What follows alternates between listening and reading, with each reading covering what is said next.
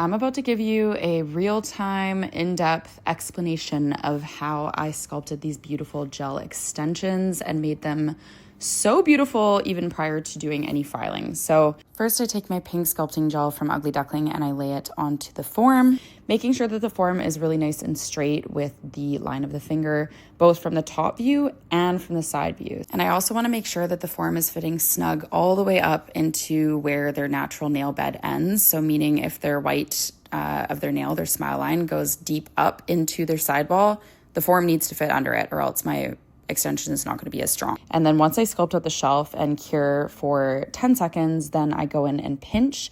This adds a beautiful C curve to the nails. And I'm very meticulous about where I lay the gel because I don't want to have to do a whole bunch of filing. That is like my MO. I don't like filing. I want to get everything just so. And my theory is using light, feathery motions to maneuver the gel and get it exactly where I want it is way easier than the straining, exhausting motions of filing. So I really take my time with sculpting and it shows. Once I have the shelf built, then I go in and build up the apex, first laying down a nice generous gliding layer, which is just like a wet layer of gel so that my bead can melt nicely into the nail. Now, the newer you are to doing nails, like the less experience you have, the more you just want to keep that bead in the very center of the nail as you drag it down the length in those U-shape motions. The reason being is the same reason that I'm about to flip this hand upside down. Gravity, baby. So the longer that you're kind of moving the gel around with the nail right side up, the more gravity is just going to take control and it's going to start to melt into the sidewalls.